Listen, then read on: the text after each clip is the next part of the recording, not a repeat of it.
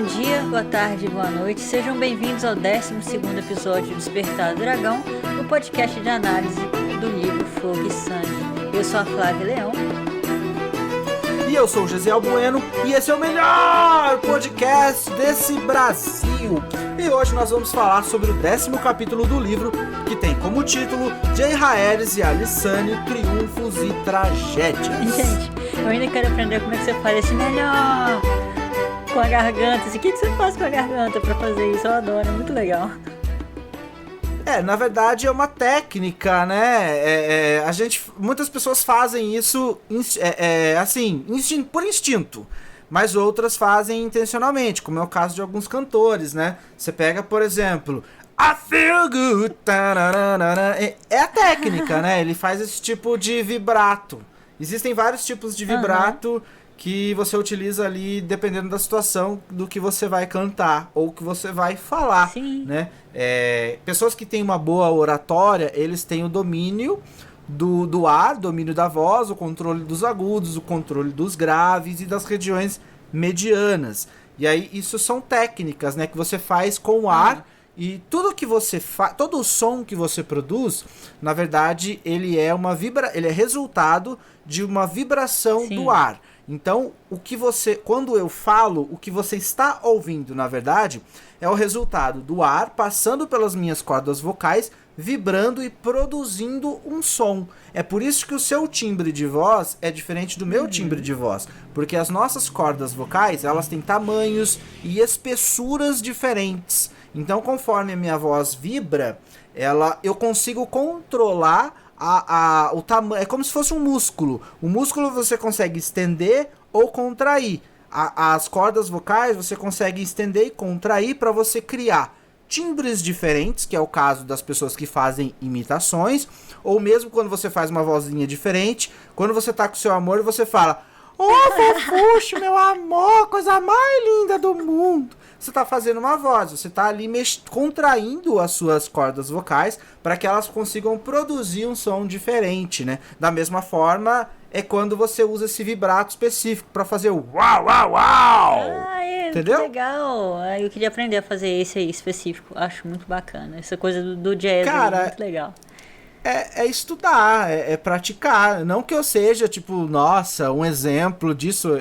Eu já cantei durante algum tempo. Eu canto ainda em algumas coisas, em alguns até eventos assim e tal.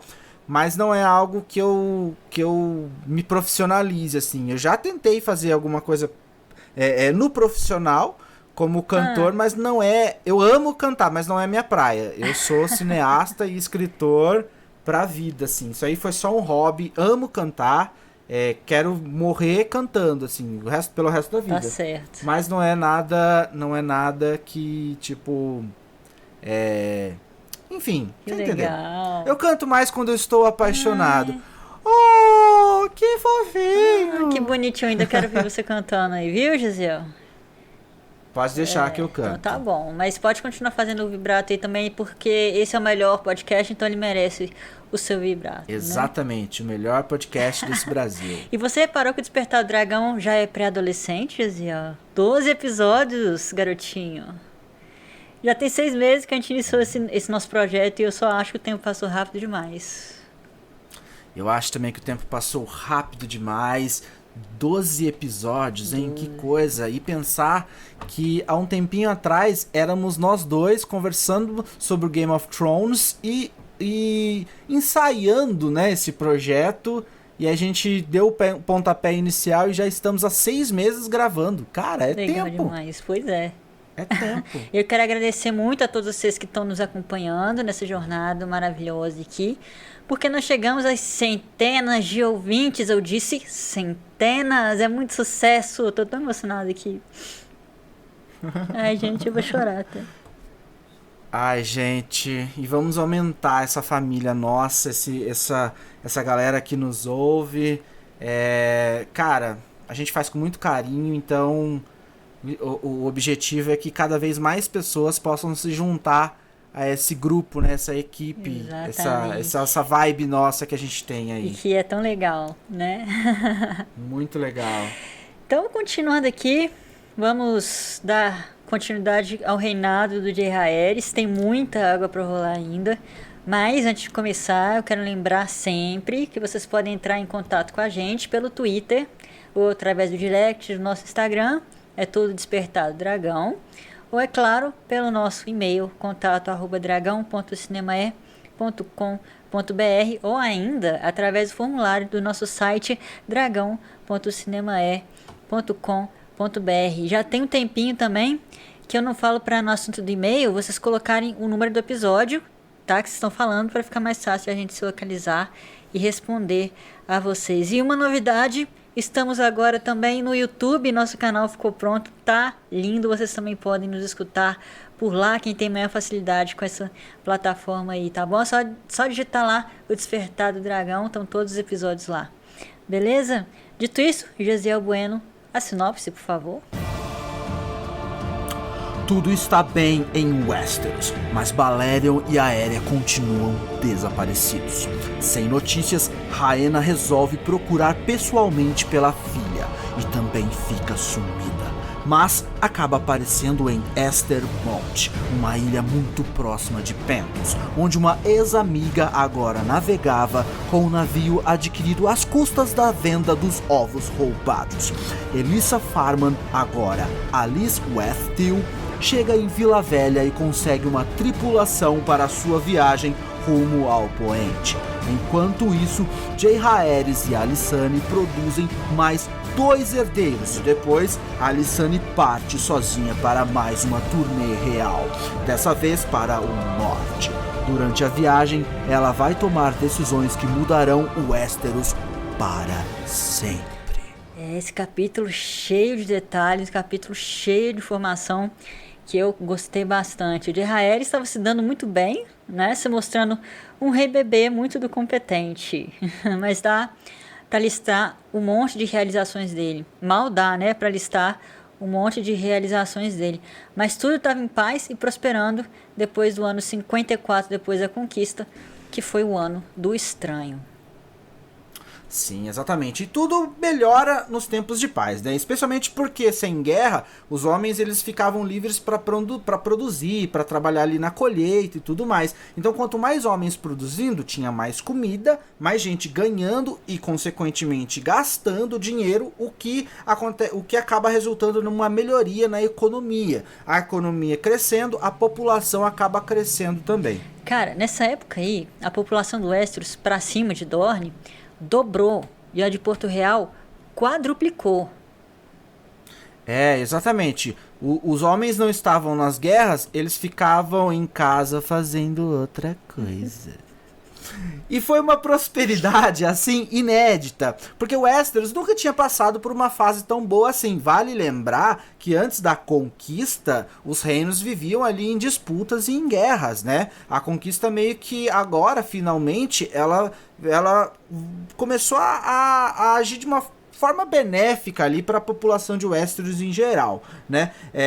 Houveram fases ruins, mas a qualidade dos anos bons foram 2 vezes maior do que os infortúnios dos anos ruins durante o reinado do Jaehaerys. Tem uma frase muito legal no livro que fala que o reinado do Jaehaerys foi um extenso verão e aproveitando essa deixa, eu queria fazer um parênteses rapidinho aqui.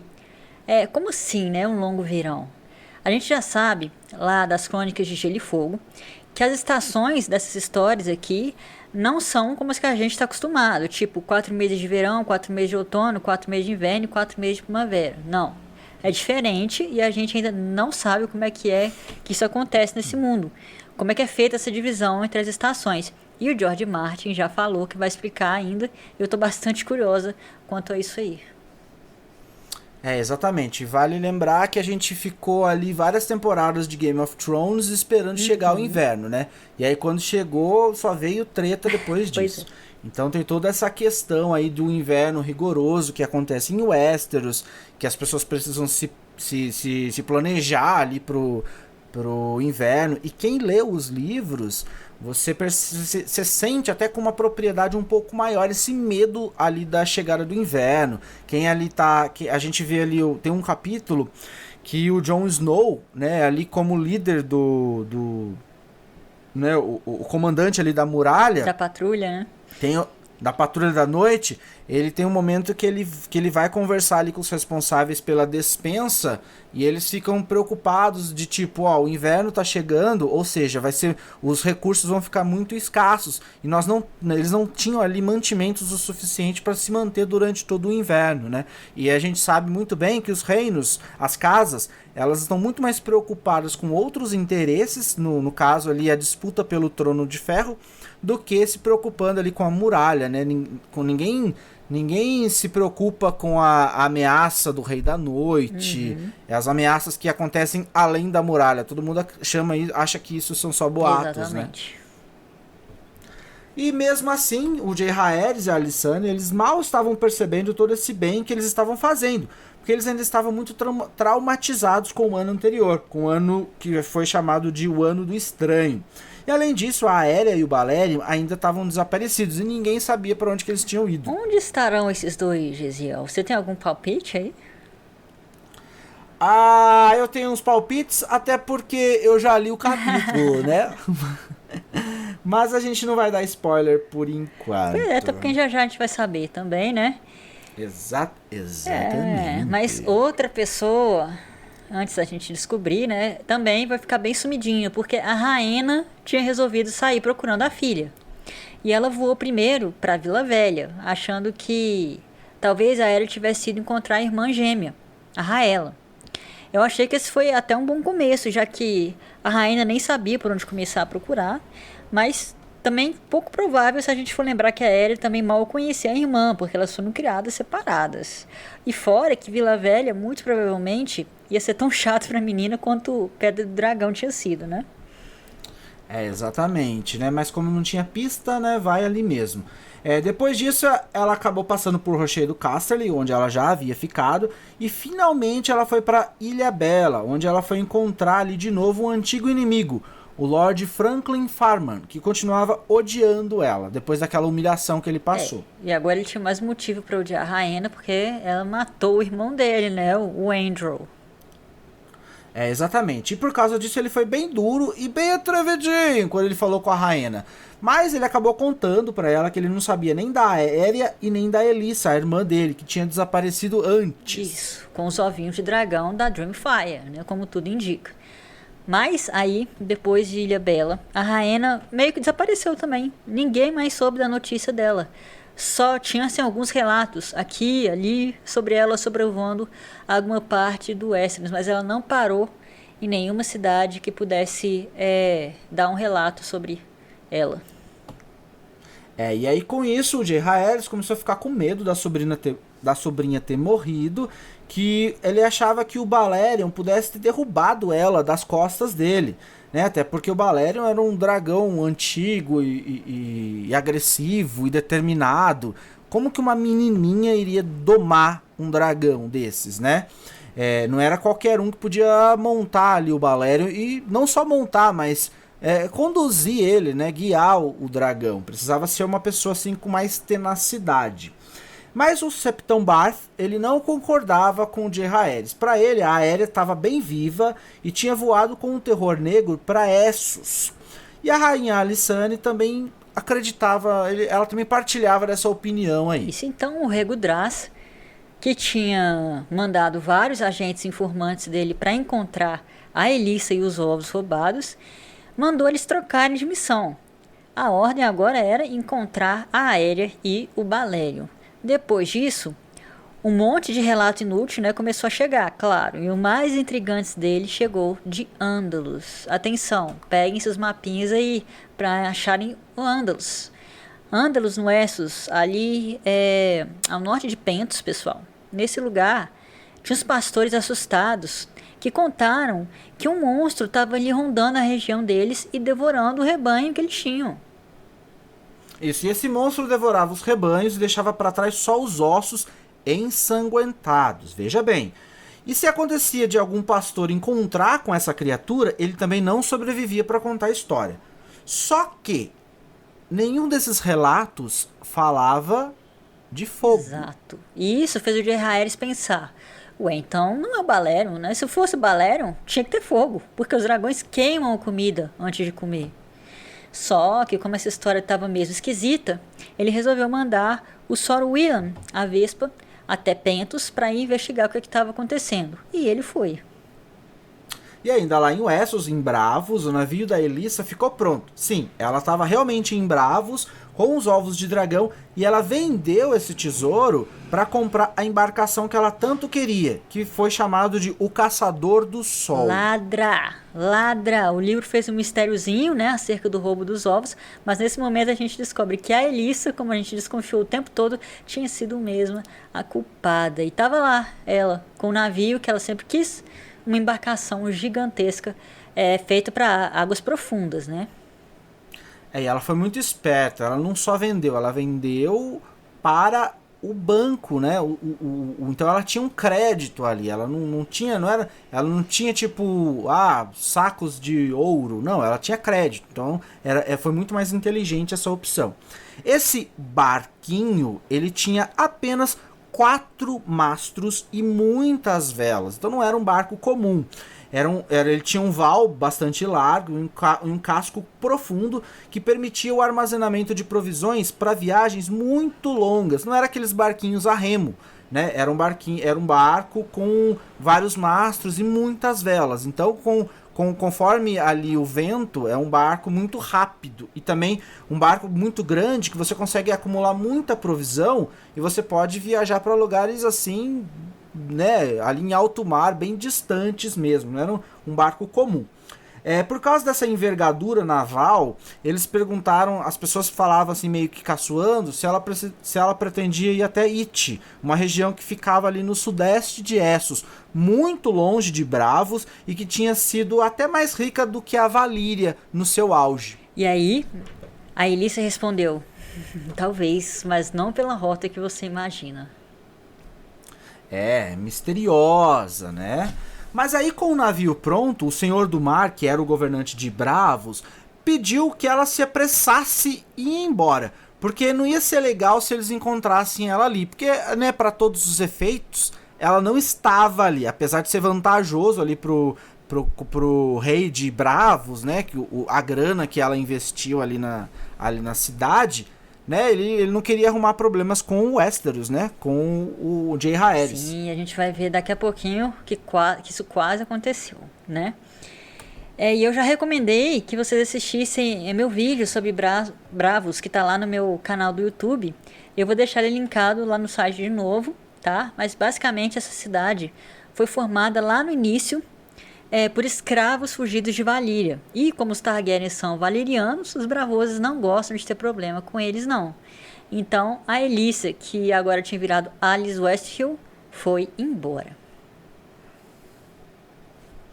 Isso, enquanto isso, em Porto Real, a vida continuava. O Jay Haeris não conseguia encontrar a Aérea, então, como ele sempre fazia, ele mergulhou no trabalho. Muito parecido comigo, aliás. Foi nessa época que ele começou o que viria a ser a sua realização mais importante. Ele codificou, organizou e reformou as leis do reino. E quem ajudou ele com isso foram praticamente só 4 pessoas. O Septon Bars, o Grande Mestre Bennifer, o Lord Albin Massey e a rainha Alicent.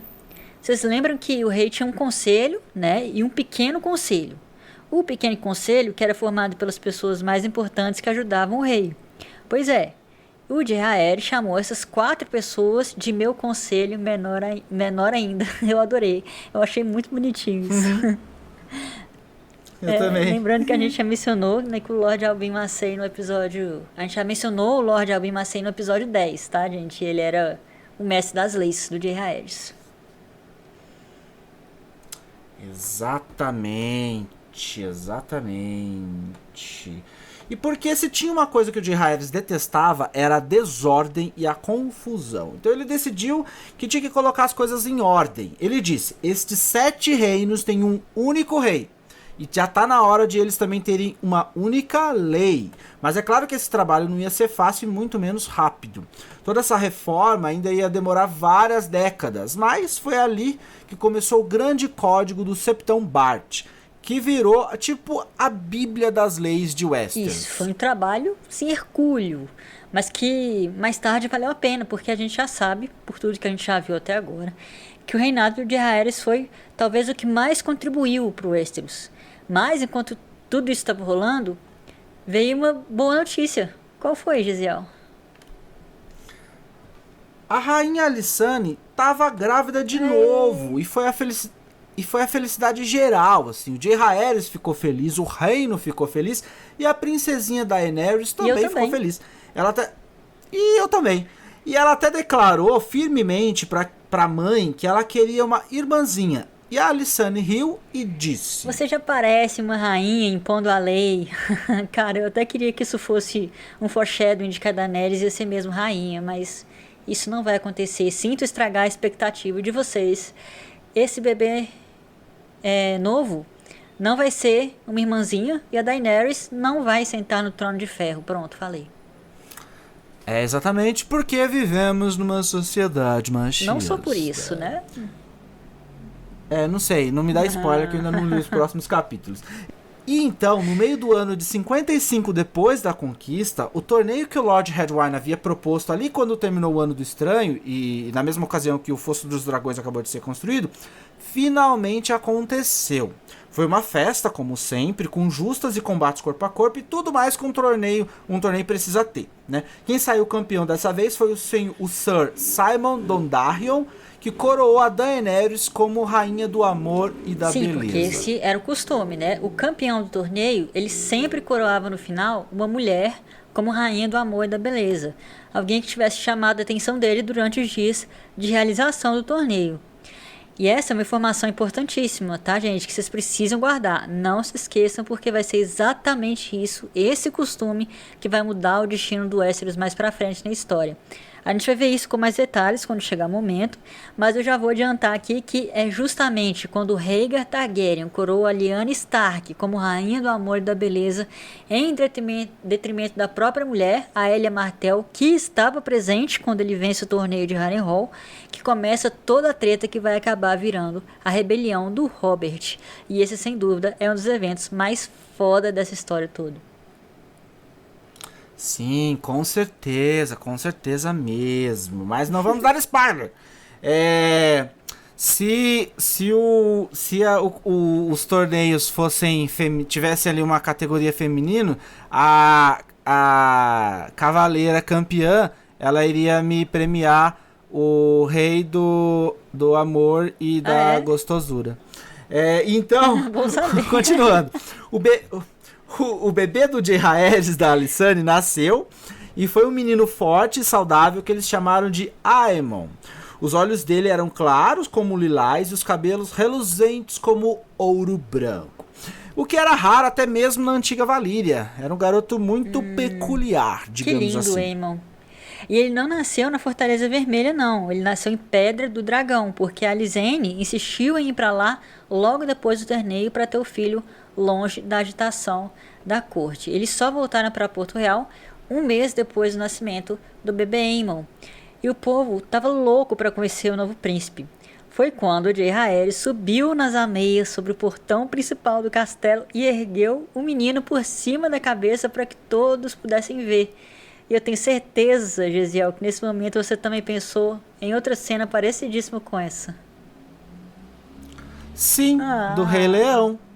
Você não vai cantar a musiquinha? Eu quero ouvir a musiquinha. É o ciclo sem fim que nos guiará. Este ciclo é o ciclo sem fim. Eu nem sei se eu contei a letra certa, porque faz tanto tempo que eu não ouço essa música. Muitas palmas. Amei. Valeu, adorei. E aí foi, né, continuando, foi aí no meio dessas comemorações do príncipe Aemon que o Jaehaerys finalmente teve a notícia da irmã, a Rhaena. Ela estava numa ilha muito da sem graça chamada Estermont, onde uma antiga favorita dela, a Larissa Velaryon, estava morando. Essa ilha ficava extremamente perto de Essos, e só uma faixa ali muito pequena do mar estreito que separava Estermont de Pentos. Lembrando mais uma vez que Pentos é uma das cidades livres do Essos. Isso, e exatamente nessa mesma época, Pentos estava recebendo uma visita muito relevante, a Alice Westell, ou seja, como a gente já mencionou antes, a Elissa Farman. Olha só, elas estavam pertinho Cara, uma da se outra. a Rainha tivesse sabido que a Alicia estava ali perto, ah, nossa, um pau ia comer. Que pena que não aconteceu.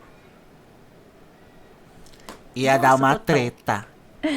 Pois é, ela deu sorte e conseguiu seguir viagem, indo rumo à Vila Velha. Mas com isso chegamos ao ano 56 depois da conquista de Eziel. E o que aconteceu? Winter is here. O inverno chegou em Westeros e vocês lembram que os homens de Jaehaerys tinham mandado lá para Ândalos, no norte de Pentos, para investigar o monstro com abre aspas, que estava caçando por lá, lembra? Então, pois é, todos eles morreram, eles caíram numa armadilha montada pelo guia que o Sir William, a Vespa, havia contratado para levar eles até o local onde ali os ataques desse suposto monstro estavam acontecendo. Tadinhos. Na verdade, não tinha monstro nenhum, era tudo lorota de gente sem nada pra fazer que se aproveitou da história do dragão desaparecido. Com um lugar vago na guarda real, o Jaehaerys concedeu o manto branco da Vespa pro Sor Luca Morris Strong, que tinha sido campeão da luta corpo a corpo no Fosso dos Dragões. Tadinho do outro guarda. Coitado da Vespa. Na verdade, não é bem que as pessoas estavam ali sem o que fazer. Tinha uma razão para esses boatos. Na verdade, o que estava acontecendo é que haviam vários bandidos ali naquela região. E eles estavam roubando ali as ovelhas ali dos pastos, né, o gado e tal, para se alimentar. E aí quando eles viam os pastores ou outras pessoas, eles matavam para não deixar testemunhas. E aí, né, até uma forma de afugentar as pessoas, eles criaram esse boato do monstro, né? Porque naquela época as pessoas tinham muito essa questão do mito, né? Eles acreditavam nos boatos. Eu lembrei, sabe do quê? Do Scooby-Doo, porque o Scooby-Doo era assim, era sempre pessoas, bandidos, que criavam um monstro pra assustar as pessoas, né? E na verdade era bandido. E o monstro era falso. E aí no final eles puxaram a máscara do monstro e viram que era mas eu achei muita humanos. sacanagem esses boatos aí falando que era dragão. Não gostei. Eu também não. Enquanto isso, lá em Vila Velha, a Alice Westell, vulgo Elissa Farman, não tava nem aí porque tava acontecendo em Essos. Tudo que ela tava se importando estava no oeste, estava lá na Cidadela, tentando montar uma tripulação para navegar em direção ao Mar do Poente, mas essa tarefa não estava sendo tão fácil assim. É que ninguém que tinha navegado para longe do Mar do Poente tinha voltado para contar a história. Mas essa jornada, essa aventura, já era sonho de muita gente bem antes da Elissa. Uma rota direto para o Oriente ia ser uma coisa muito bem-vinda, especialmente para o comércio, e quem conseguisse desbravar essa rota ia se dar muito bem. Essa parte, inclusive, me lembrou muito a época anterior às grandes navegações, né, no nosso mundo real, quando os europeus só viajavam ali pelo Oceano Ártico, pelo Mediterrâneo. Tipo, o Atlântico, para eles, era isso aí, que os mares ocidentais eram pro Westeros. Sim, exatamente. E tem muito uma questão de que hoje nós sabemos, né, que o mundo é redondo, né, que o planeta é redondo, apesar dos terraplanistas até hoje ainda acreditarem que não, mas durante muito tempo as pessoas acreditavam que se elas navegassem muito distante, elas chegariam no fim do mundo e elas iriam cair num abismo, sei lá, acontecer alguma coisa assim. Então tem toda essa questão do como é que fala a palavra, gente? Supersticioso? Superstição, exatamente. A superstição das pessoas era meio que o que regia a mente da galera naquela época, né? Então, se você falava que você ia navegar muito distante, você falou, não, você vai... Às vezes o navio... As pessoas morriam porque não tinham suprimentos o suficiente, morriam de fome ou de doenças ali dentro do navio. E as pessoas colocavam, né, falavam que era a lula gigante que matou, que era o tubarão gigante que matou, o monstro do Lago Ness, enfim, né? Sim, e eu lembrei agora também daquele filme do Piratas do Caribe, No Fim do Mundo. Exatamente. E tem mais, as pessoas se dividiam entre aquelas que acreditavam que o mundo era plano e aquelas que acreditavam que o mundo era esférico. É igualzinho, gente, aqui. As que acreditavam que o mundo era esférico eram os estudiosos, pessoas e povos mais eruditos, né? Como os Acmeístres, da Cidadela, e o Senhor de Dragão, da Antiga Valyria. Quer dizer, são todas questões porque a humanidade aqui no mundo real já passou. Exatamente. Mais uma vez a gente mostrando como o George R. R. Martin, ele se baseia na Europa medieval, né? Então, a vida imita a arte imita a vida e é isso. Mas voltando aqui, a Elissa estava cheia de grana por causa da venda dos ovos de dragão e com esse dinheiro ela sabiamente havia deixado no banco de bravos, como eu já mencionei. Ela estava conseguindo algumas pessoas ficarem dispostas a acompanhá-la. Só que isso chamou a atenção, é claro, do senhor de Torralta, que é a sede da casa Hightower. E aí o Donald Hightower, ele enviou os netos Eustace e Norman para interrogar e até prender a Alice, ou a Elissa, né? Chame como vocês quiserem, se fosse necessário. Só que o que aconteceu foi que quando eles chegaram lá, ela era rica, ela estava rica, eles resolveram se juntar a ela na aventura. E pronto. Foi o que precisava para os marinheiros começarem a formar fila para ir com ela. Porque se os Hightowers estavam indo, isso significava que tinha muito dinheiro envolvido. Ou não, né? A gente vai ver o completo fiasco que esse negócio aí vai ser. Para de spoiler. Eu adoro dar spoilers, tô brincando, odeio. Mas por enquanto estava todo mundo bastante animado com a viagem pro oeste.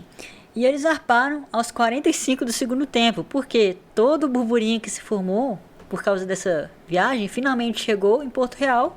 E o J. Harris, que não era bobo nem nada, sacou na hora quem era a tal da Alice Westhill e imediatamente começou a mandar corvos pro Lord Hightower, mandando ele prender a mulher e mandar pra Fortaleza Vermelha. Mas não deu certo e lá se foi a Elissa. E aí, ainda naquele ano, numa manhã, enquanto tomavam café da manhã, o J. Harris confrontou o emissário do Banco de Ferro de Bravos, que tinha ido até a Fortaleza Vermelha para receber o pagamento do empréstimo à coroa.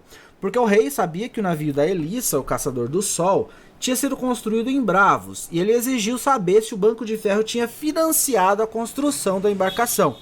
Ele também perguntou se o banco sabia alguma coisa sobre os ovos de dragão, mas o banqueiro negou tudo. E nesse momento, ouviu-se o som de uma trombeta. Um guarda tinha visto asas negras no céu. Balerion, o terror negro, estava de volta e no seu pescoço se pendurava uma criança moribunda. A Aérea ainda estava viva, mas o estado dela era tão péssimo que até as pessoas que tinham conhecido ela bem durante os anos dela lá na corte, né, não conseguiram reconhecer a garota. Só para vocês terem noção, o livro descreve a menina assim, ó. Ela se encontrava em tal estado de nudez que não chegava a fazer mais diferença. Suas roupas, meros trapos em farrapos que se dependuravam de seus braços e pernas. Seu cabelo estava embolado e imundo, seus membros finos como gravetos. E a única coisa que ela conseguiu dizer antes de desmaiar foi: eu nunca, e morreu. Mentira, não morreu não, ela só desmaiou. Por enquanto. Terrível, né? Eu nunca o quê? Será que ela nunca quis realmente fugir? Ela nunca imaginou que poderia encontrar? Eu nunca quis que fosse assim? Eu sei. O que será? Eu sei. Ela disse: eu nunca quis fugir. Eu só queria dar uma volta de dragão. Mas ele é louco. E aí, o cavaleiro que levou ela pro mestre Bennifer, o Lucamore Strong, esse sobrenome é que ele era fisiculturista, disse que quando ele pegou ela nos braços, ela estava corada e quente, muito quente, e que alguma coisa estava se mexendo dentro dela, uma coisa que fazia ela se contorcer. Só que ele não disse isso por muito tempo, porque logo depois o J. Harris mandou chamar ele e falou: não comenta nada mais sobre a princesa. A coisa era tão terrível que o mestre Bennifer nem deixou que o J. Harris e a Alysanne entrasse ali nos aposentos para ver a garota. O único que pôde entrar durante as tentativas de salvar a menina foi o Septão Bart. E ele conta que ficou várias noites sem dormir por conta do que ele viu dentro do quarto da garota.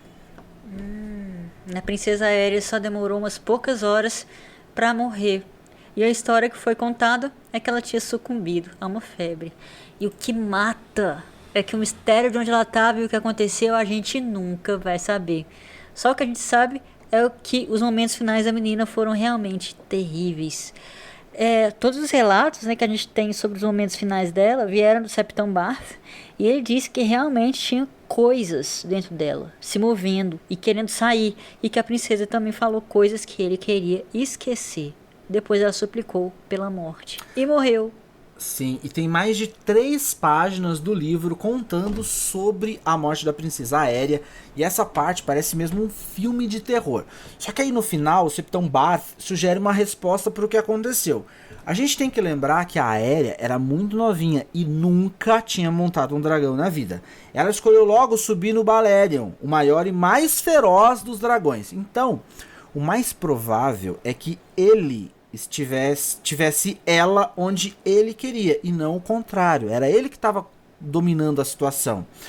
E a gente tem que entender que o único dragão, o dragão mais antigo, né, que não havia nascido em Westeros, é o Balerion. O Balerion, ele nasceu na Valíria. Então, quando ele... o dragão pode ter dado um tilt na cabeça dele e ele foi para um lugar familiar, né? E a Valíria era familiar para esse dragão, né? Então, ele... a gente não tem... ela não tinha como dominar o dragão. Era ele ia para onde ele queria. E a gente pode apostar que um dos locais que ele poderia ir era o lugar da infância dele, né? Pois é, a Aérea, ela ainda não tinha conhecimento prático sobre essas criaturas, ela nunca tinha montado um dragão. Aliás, como fazer um dragão te levar onde você quer ir é algo que eu gostaria muito de saber. Como é que se doma um dragão? Gente, tem 2 semanas que eu comprei um cachorrinho novo, né, aqui em casa. E coisa mais linda da vida. E o adestrador tá ensinando ele. É a coisa mais fofa. Mas eu não consigo imaginar ninguém fazendo as mesmas coisas com o dragão, tipo... Balério, dá patinha. Você ia ser esmagado, né? Mas enfim. O Septão Barth, ele achava que o Balerion tinha levado a Aérea pra Valíria, como o Gisele acabou de falar, né? E lá coisas bizarras teriam acontecido com ela. E como a gente nunca soube o que aconteceu na destruição de Valíria, né? Como a gente já discutiu lá no primeiro episódio do podcast, pode ser que seres, entidades, deuses, medonhos vivam ali. Aí... Nossa senhora, então essa sugestão do Septão Barth fez todo sentido, né? Mas daí essa verdade, a gente jamais vai saber. Exatamente, nunca saberemos. Mas por incrível que pareça, isso nem era o mais intrigante. A princesa Aérea voltou semi-morta, sim, mas o Balério também estava ferido. Ele tinha feridas parcialmente cicatrizadas e um rasgo de 3 metros de comprimento ao longo do lado esquerdo do corpo, de onde ainda estava pingando sangue fumegante. Pensa só nessa cena. Nossa senhora, pois é. Mas bom, o fato é que é muito provável, né? Aliás, é com quase certeza que o Septão Barth tenha conversado tudo isso com o Jaehaerys, porque o rei, ainda naquele ano, fez um decreto que proibia que qualquer navio suspeito de ter visitado as ilhas valerianas ou navegado pelo mar Fumegante, que é onde se encontra a Valíria, atracasse em qualquer porto ou cais dos 7 reinos. E os súditos do rei também estavam proibidos de visitar a Valíria sob pena de morte. E quanto a Rhaena, a mãe da Aérea, quando a notícia chegou até ela em Estermont, a menina já estava morta. E aí no final a rainha pegou ela foi, né, pro velório, mas a menina já tinha sido enterrada. Aliás, enterrada não, ela foi cremada. Ela já havia sido cremada, até porque, né, a gente não sabe se esse negócio aí pode infectar alguém. Então eles foram lá e se livraram logo do corpo da menina. E aí, o que acontece? A Rhaena, ela pegou as cinzas da filha, subiu na Dreamfire e jogou lá em cima. Porque como a Aérea sempre quis voar, né, então ela fez a menina...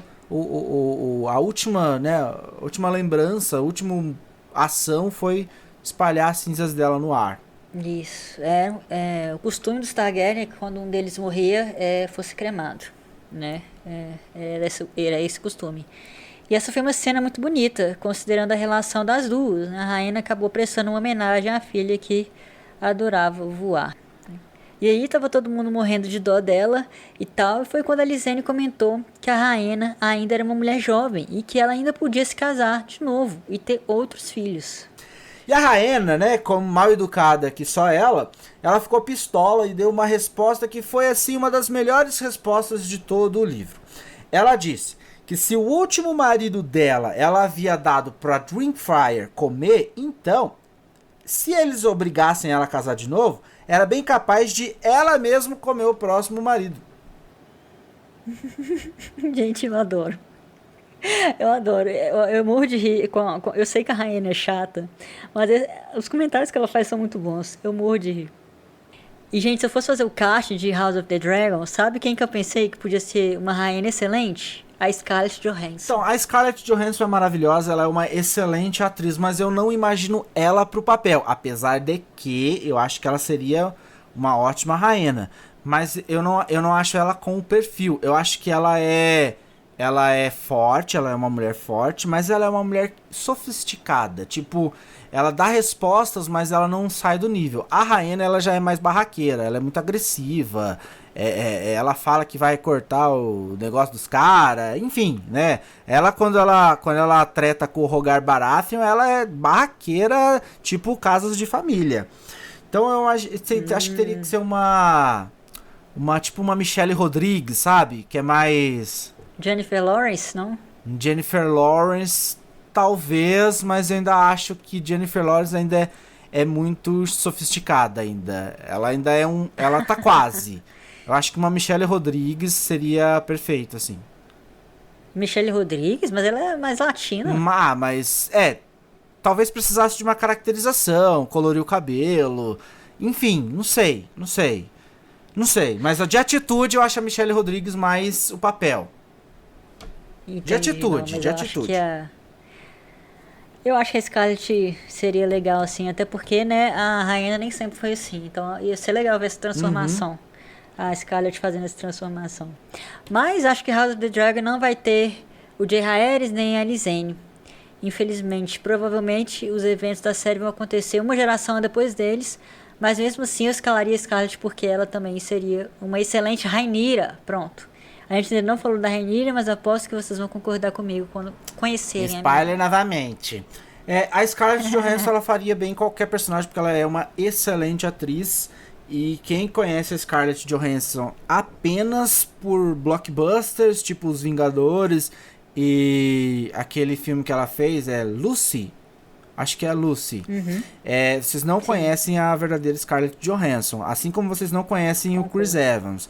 Pega os filmes independentes que esses atores fazem, que vocês vão ver a aula de interpretação que eles dão. Eles são excelentes atores. Com certeza. Na minha opinião, estão aí... Eu citei 2 dos melhores atores vivos aí da nossa geração. Mas continuando.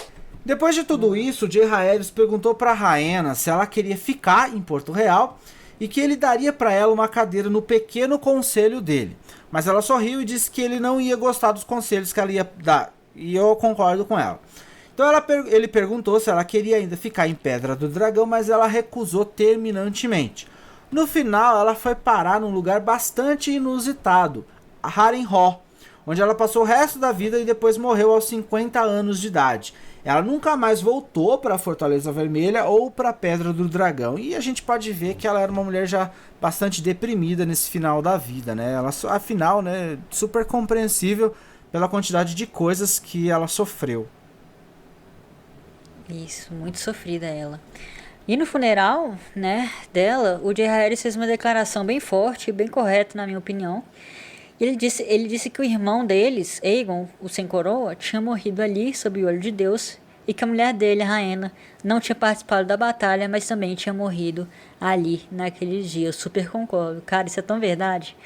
Claro que a gente não conheceu muito da Rhaena antes da batalha, né, mas dá pra perceber que ela era tipo outra pessoa, sabe? Como eu falei agora há pouco. Ela estava feliz lá, casada com Aegon, teve as filhas. E aí veio essa sucessão de desventuras na vida dela, coitada. Realmente, naquele dia, a Rhaena, a verdadeira Rhaena, morreu mesmo. Exatamente. Infelizmente, né, tadinha. Mas isso daí só aconteceu tempos depois, né? A gente tá pulando uma parte da história. Em 73 depois da conquista, a gente ainda tá ali em 57 depois da conquista, quase 20 anos antes da morte da Rainha. Quando finalmente veio uma outra boa notícia, nasceu mais um filho do Jaehaerys, da Alysanne, e foi chamado de Príncipe Baelon, ou Baelon, não sei onde tá a tônica aí, que foi chamado... Oi? Eu falo Baelon. Baelon, Eu falo Baelon. que seja Baelon, que foi chamado de Príncipe da Primavera, porque 2 dias antes os mestres tinham anunciado o fim do inverno e o começo da primavera. E tá que nasce Targaryen, né? Nessa época, a princesa Daenerys, a mais velha do Jaehaerys da Alysanne, estava com 4 aninhos e o Aemon 2. Mas eles não eram nem um pouco parecidos. A Daenerys era toda alegre, espivitada, vivia correndo suja de lama e de mato e adorava brincar com um dragão de cabo de vassoura que ela fez. Já o Aemon não, ele era todo sério, atento e obediente, e essa é uma coisa que me lembrou até de mim mesma. Mesmo antes de aprender a ler, o Aemon adorava que lessem pra ele. Eu já não posso dizer o mesmo, porque ninguém gostava de ler pra mim, e eu tive que aprender a ler muito cedo porque eu queria ler. Tadinho. Essa é a minha vida. Que dó. E uma coisa muito bonita que todo mundo começou a perceber era a amizade Chorei agora. entre os irmãos. O Baelon seguia o Aemon onde quer que ele fosse, querendo imitar ele em tudo. Eu achei isso uma belezinha. E em relação aos dragões, quando o Baelon era um pouco mais contido, enquanto, né, o Baelon era um pouco mais contido e tímido perto dos animais, ali dos dragões, o Baelon era atrevido. Tem até uma história de que ele teria batido no focinho do Balerion quando ele visitou o fosso do dragão pela primeira vez. Doido menininho, né? Mas foi por isso que ele passou então a ser conhecido como Baelon o Valente. E outra coisa também, tanto o Aemon quanto o Baelon, eles adoravam a irmã mais velha, a Daenerys. Só que tinha uma coisa que não estava legal. A Alysanne estava bem chateada com o Jaehaerys desde que o Aemon nasceu. Porque a partir desse momento o rei tinha passado a se referir ao filho como seu herdeiro, em detrimento da Daenerys, que, como a Flávia acabou de dizer, era a primogênita, né, a mais velha. Ninguém é perfeito, né? Eu amo tanto o Jaehaerys, mas ele também tem os requisitos do machismo da sociedade que ele vivia, infelizmente. Tava certa a Alysanne ficar chateada. Mas tem muito uma questão também de que mesmo que o Jaehaerys ele não era, ele tinha essa natureza machista, mas ele era muito compreensível. Só que aí tem uma situação de que a sociedade era machista. E você querer colocar como herdeira uma rainha, né, uma princesa, para se tornar rainha, e a rainha ser a dominante ali, se está indo contra a cultura, né? Então, ou seja, é desafiar os reinos, né? As casas. Então, tem toda uma questão aí por cima disso.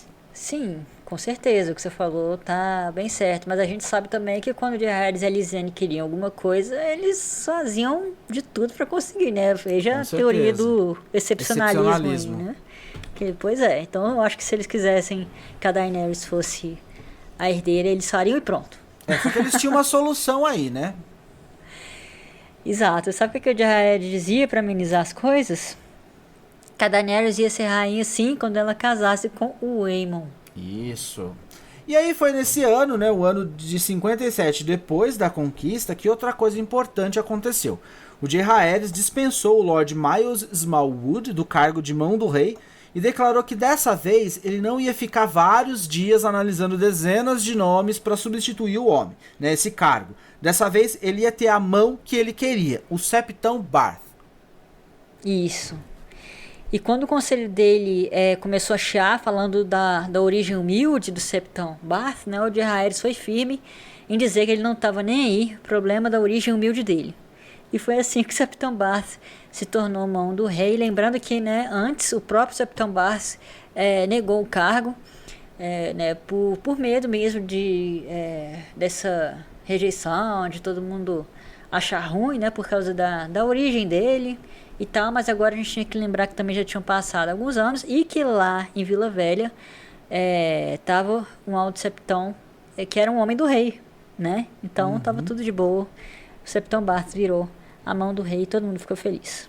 E a primeira tarefa dele como mão foi viajar para Bravos para tentar recuperar os ovos de dragão que até aquele momento ainda não haviam sido encontrados, mas que todo mundo sabia que tinham sido vendidos ali, né? E o Septão Bath falou diretamente com o Senhor do Mar, que não reagiu tão bem assim quanto ele imaginava. Sim, porque o Jaehaerys tentou reaver os ovos, fazendo uma coisa que a gente já sabe que ele fazia muito bem também, que são ameaças veladas. Lembra quando ele levou o Rogar Baratheon para ver o Vermitor, depois de ter perdoado tudo que ele fez durante a regência? Pois é. Aí o Septão Bath basicamente falou que se os ovos não fossem devolvidos, isso ele falando com o Senhor do Mar, né? Que se os ovos não fossem devolvidos, o rei ia fazer uma visitinha ali em Bravos com o dragão dele. Mas se ele achava que o Senhor do Mar ia tremer de medo, né? Ele se enganou. Sim, totalmente, porque o Senhor do Mar respondeu à ameaça com outra ameaça. Ele disse, sim, o Jaehaerys podia destruir a cidade e matar um monte de gente, coisa que eu jamais teria poder para fazer igual, ou me defender, ou evitar, né? Mas aqui em Bravos existe uma certa guilda com integrantes muito habilidosos, especializado em matar pessoas seletas. Claro que ele estava falando dos homens sem rosto, e isso assustou muito o Septão Bath. Essa cena foi muito foda. E só explicando para quem não sabe, guilda é uma associação de pessoas com interesses comuns, né? E no caso aqui de Fogo e Sangue, seria então uma associação de assassinos muito habilidosos. Exatamente. E lembrando que o Senhor do Mar negou o tempo todo que os ovos estavam com ele. Ele sugeriu então um acordo, né? Utilizando ali como argumento o seguinte: estamos com 3 ovos de dragão, que a menos que sejam chocados, são apenas 3 pedras muito valiosas, né? Então, não estamos falando de dragões, estamos falando de pedras. E aí, em vez de dragões, o Senhor do Mar, ele poderia oferecer outra coisa, uma coisa muito interessante para Westeros, que é ouro. Isso, e foi assim que todo o restante do empréstimo que a coroa ainda tinha com o Banco de Ferro de Bravos foi perdoado. E a dívida do Trono de Ferro caiu pela metade. Mas mesmo assim o Jaehaerys ficou meio bravo. Ele disse que era bom o Senhor do Mar torcer para que os ovos de dragão continuassem sendo pedra, porque se ele ouvisse um suspiro sequer sobre aqueles dragões, o palácio dele ia ser o primeiro a arder. E com isso o Trono de Ferro ficou com mais dinheiro para investir em outras coisas. E o rei Gudrá sugeriu então que o rei investisse em Porto Real, que, apesar de ter melhorado ali com as reformas do Jaehaerys, ainda era uma droga de cidade, né? E convenhamos, né? O rei queria construir principalmente um sistema de esgoto, porque o cocôzinho das pessoas estava tudo ali a céu aberto. Então ele queria fazer um sistema de esgoto para jogar os dejetos das pessoas ali na Baía da Água Negra. Os cococinhos. Os cococitos. Das pessoas. Eles faziam cocô na rua. Pois é, mas aí o Septão Bath chamou a atenção dos dois para um probleminha com esse plano aí. É que a água de Porto Real, cheia de cocôzinho, né? Era horrível até para os animais, quem dirá então para as pessoas. E esse projeto de esgoto ia piorar a situação, pensando por esse lado. Então ele sugeriu para o Jaehaerys que ele construísse poços e uma série de canos de barro envernizado para levar água limpa para o povo nas fontes públicas que também iam ser instaladas em lugares estratégicos lá de Porto Real. Só que o projeto era muito caro e nem o rei Gudrás nem o Jaehaerys queriam arcar com os custos, até que chegou a Alysanne.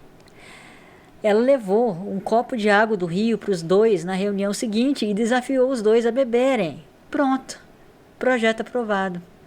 E eu vou contar um segredo. Essas fontes passaram a ser conhecidas como Fontes da Rainha. Então, por essas e outras, que eu chamo a atenção de todo mundo para a importância da Alysanne, não só para Porto Real, mas para toda Westeros. Eu amo ela. O Jaehaerys era um bom governante, sim, mas ele era ainda melhor porque ele tinha a Alysanne do lado. Então, moçoilos que me escutam, deem valor às suas mulheres. Exatamente. E não só por ter ela do lado, mas por ouvir ela, né? A gente pode pegar que vários outros reis, eles possuíam rainhas muito boas, mas não davam ouvidos, né? Então, tem essa questão também. O Jaehaerys, ele não era machista, apesar de ter sido educado numa sociedade machista, ele era muito culto. E essa é uma característica dos homens cultos. Pessoas cultas, elas têm o respeito, né? Você percebe que você pode perceber que os reis mais eruditos, né? Com maior conhecimento, assim, até conhecimento científico, histórico, são as pessoas mais ponderadas, né? Até trazendo pra a Canção do Gelo e do Fogo. Você pega um dos personagens mais sábios, o Tyrion. Você vê que ele é um cara muito ponderado. Ele é totalmente diferente dos irmãos, né? Ele é um cara que ele é do bem, vamos dizer assim. Porque você percebe que é um cara que respeita, é um cara sábio, né? Sim. E aí depois disso, chegou a hora de mais uma turnê real, e dessa vez o rei e a rainha iriam para o norte. E a gente sabe que no norte vive a família mais querida da maioria dos fãs de Game of Thrones, que são os Stark. Essa parte é legal porque a gente vai ter um primeiro vislumbre dessa família. O Lorde de Winterfell naquela época era o Lorde Alaric, que era bem diferente do Ned Stark, mas a gente vai chegar lá. A Alicene começou a viagem para o norte sozinha, porque o Jaehaerys teve que adiar um pouco a saída de Porto Real, e a gente vai ver que esse pouco na verdade é muito, por conta de uma pendengue que estava rolando lá em Essos. Tava acontecendo uma guerra entre os Tyrosh e Pentos, duas das cidades livres. E aí o rei ofereceu Porto Real como um ponto de encontro neutro para mediar os acordos de paz entre esses dois povos.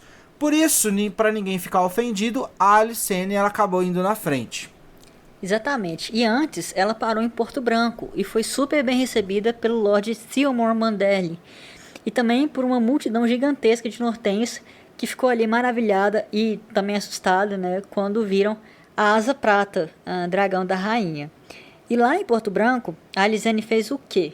A audiência das mulheres, claro. E também tratou de arrumar mais casamentos por lá, entre as próprias damas de companhia dela, que, lembrando, eram mulheres nobres, né, e os filhos e sobrinhos do Lord Manderly. Só depois disso é que ela seguiu para Winterfell. E lá a recepção dela foi gelada que nem o norte, né? O Lord Alaric saiu sozinho com os filhos para esperar ela e foi super seco. Nossa, cara, eu achei ele bem do mal educado, viu? E ele foi logo dizendo que a Asa Prata ia ficar do lado de fora das muralhas e que ela, o rei e a comitiva não ia poder ficar muito tempo porque o inverno estava chegando. Winter is coming. Isso, e que eles não tinham ali condições para alimentar tanta gente. E ele deixou bem claro que ele estava bastante insatisfeito que o rei não tinha acompanhado a rainha, porque ele não sabia como entreter uma mulher. Pois é, uma péssima primeira impressão, né? Mas o Alaric era viúvo, e a mulher dele tinha sido uma Mormont, da Ilha dos Ursos, a mesma família do Jorah Mormont, amigo da Daenerys nas crônicas e na série, lembram? Os Mormonts são conhecidos por produzir homens e mulheres grandes e muito pouco delicados também. Eu não sei se vocês lembram da Lyanna Mormont, que apareceu na última temporada de Game of Thrones, que era a Senhora da Ilha dos Ursos na época, né? E ela, inclusive, matou um gigante numa cena fenomenal daquele episódio lá da batalha contra os outros. E aí, quando a Alicene disse que seria um prazer arranjar casamentos entre os filhos deles e as filhas dos senhores grandes do sul, ele negou bruscamente. Pois é, mas a Alicene era uma fofa e ela não desistiu de amenizar o Stark com a simpatia dela e tanto fez que conseguiu. E ele disse que ia pensar no assunto dos casamentos entre os filhos deles e as filhas dos senhores do sul, né? E quanto mais tempo ela passava lá, mais ele se afeiçoava a ela, a rainha. E a Alicene começou a perceber que ele não era assim tão rude e que muito do que se falava dele, e também a primeira impressão que ela teve, né, eram mentiras. Ele não era sovino, tinha senso de humor sim, só que era mais afiado, né? E os filhos, a filha e todo o povo de Winterfell amavam ele. A Alicene também gostou muito da filha dele, a Alarra, que acabou virando dama de companhia dela. Enquanto isso, as coisas em Porto Real não iam nada bem, porque as discussões de paz entre o Arconte de Tyrosh e o Príncipe de Pentos estavam indo de mal a pior. Então, o Jaehaerys ia adiando a viagem mais e mais, até que a Alicene cansou de esperar e resolveu sair de Winterfell para ir visitar a muralha. E essa visita vai ser muito importante para a Patrulha da Noite. Quando a Alicene chegou lá, né, voando na Dragonfire, a primeira coisa que aconteceu foi que ela ficou impressionadíssima com a visão da muralha. Gente, eu tenho que dizer que sempre que eu imagino a muralha, eu penso numa coisa muito bonita também. Imagina aquela construção gigante de 200 metros de altura, toda de gelo. Cara, ia ser uma visão muito linda mesmo. Sim, com certeza. Eu mesmo, dos locais assim que eu mais tenho vontade de conhecer de Westeros é a muralha. Pois é, mas a Elisane também ficou bem impressionada com as condições dos castelos que ficavam ali ao longo da muralha, e ela até ofereceu joias dela para pagar pela construção de um castelo novo, tamanho era um horror que estavam os castelos de lá. Tava tudo zoado lá. E aí ela acabou dando mesmo, né? Ela deu as joias dela ali, e esse castelo novo ia levar 8 anos para ser construído, e ele ia se chamar Lago Profundo. A Alicenne também quis fazer uma outra audiência de mulheres lá no norte. E aí, como a Patrulha da Noite não tinha nenhuma, não tinha nenhuma mulher, ela foi para Vila Toupeira, que era o vilarejo mais próximo da muralha, que os irmãos negros visitavam de vez em quando para satisfazer as suas necessidades. E é por isso que a maioria das mulheres de lá eram prostitutas e meretrizes. Mas que eu também não vejo diferença, porque prostituta pra mim é meretriz pra mim é prostituta. Mas a Alicenne não se importou. E foi lá que ela ouviu uns relatos que iam mudar pra sempre os 7 reinos. Foi mais ou menos nessa época aí que as negociações lá em Porto Real finalmente terminaram, quando Jaehaerys ameaçou entrar na guerra entre Tyrosh e Pentos, né? Caso o príncipe e o arconte não chegassem a um acordo. E o resultado foi péssimo. Ninguém ficou satisfeito e o príncipe de Pentos até foi sacrificado pelo próprio povo. Nossa, foi, sim, terrível. Mas foi só então, né, que o Jaehaerys conseguiu viajar para o norte e encontrou a Alysanne e o Winterfell, depois de 6 meses que eles estavam separados. Pra você ver que era pra resolver uma treta e ficou 6 meses nesse rolê aí, hein? E aí, de volta a Winterfell, foi aí que a rainha Alysanne realizou mais um dos seus feitos. Ela praticamente dobrou as terras da patrulha. Eu vou explicar. A patrulha tinha um pedaço de terra chamada Dádiva de Brandon, que o Brando, o construtor, ele concedeu ali para a patrulha para servir de apoio e subsistência, né? Para eles poderem fazer as plantações deles, manter o gado, né? Para ter ali uma manutenção da patrulha da noite. Só que, tendo visto as condições que os patrulheiros estavam vivendo, a Alysanne, ela foi falar com Jaehaerys que a dádiva de Brandon não era ali o suficiente, que eles precisavam de mais terras, uma nova dádiva. Exatamente. E no começo, o Alaric, que era o senhor suzerano mor lá do norte, né, ele ficou reticente, dizendo que os senhores que detinham aquelas terras que a rainha estava querendo doar não iam ficar satisfeitos de ceder essas terras para a patrulha da noite. Mas o Alaric já estava encantado com a Alysanne, e quando ela pediu que ele então convencesse esses homens, ele disse que convenceria. Então a dádiva, de repente, dobrou de tamanho. Depois disso e de algumas outras paradas por outras terras do norte ali, o rei e a rainha voltaram para Porto Real e a primeira coisa que fizeram foi reunir o conselho para tratar de uma questão muito importante que vinha diretamente da reunião que a rainha tinha feito com as moças lá da Vila Toupeira, que era o direito da primeira noite. Isso. Era um costume terrível lá no Westeros que quando qualquer homem e mulher que casassem, o senhor suzerano das terras onde eles viviam pudesse reivindicar o direito da primeira noite. Ou seja, se o suzerano resolvesse que ele gostasse de qualquer moça que estava se casando, ele podia ir lá e deitar com ela antes do próprio marido. E claro que isso acontecia com mais frequência com as moças plebeias, né? As moças pobres, mas... Cara, eu não tenho nem palavras para dizer o que eu acho desse costume. E o problema é o seguinte, né? Numa sociedade de macho alfas, né? O cara, começou a cortejar a moça. Minha princesinha, minha gatinha, minha tchutchuca. A partir da hora que o suzerano, né? O senhor, ele tem direito à primeira noite, ele tira a donzelice da moça. Ou seja, quando o marido vai se deitar com a mulher, ela não é mais virgem. Então pensa pro cara de ficar ali, tipo, nossa, minha mulher já perdeu a virtude dela, já foi tocada por um outro homem. Então os caras, né, nesse pensamento machista, eles expulsavam as próprias mulheres. Ou tratavam elas como se fossem serviçais, assim. E aí o que acontecia com essas mulheres? Elas iriam parar na Vila Toupeira ou em outros locais, que a Vila Toupeira era ali um point para essas coisas. como prostituta. Tipo, já que eu vou ser tratada como prostituta, então vou viver como uma prostituta mesmo. Pelo menos terei mais regalias. E era isso que era o destino dessas pobres mulheres, que é uma situação assim... realmente chega até a ser complicado definir isso, né? É hedionda essa situação. Exatamente, essa é a palavra, essa é a definição, é hediondo. Tipo, são senhores ali aproveitando do seu status, aproveitando do seu poder e degradando ali a vida dos mais simples, né? Isso é estupro. Completamente estupro, né? E a Alysanne, ela implorou para os lords do conselho para que eles acabassem com essa lei imediatamente. Só que foi um pouco tensa essa reunião. O Septon Barth, o mestre Bennifer e outros membros do conselho, eles ficaram assim meio constrangidos, né? Porque acabar com o direito da primeira noite podia e com certeza iria desagradar muitos dos senhores do Jaehaerys. Vale lembrar aqui que o direito da primeira noite era um costume ancestral que vinha desde a Era da Aurora. Era um costume dos primeiros homens, que eram homens brutais.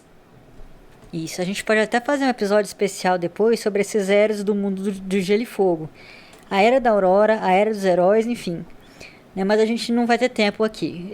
Depois mandem pra gente um e-mail falando se vocês gostariam disso, beleza, gente?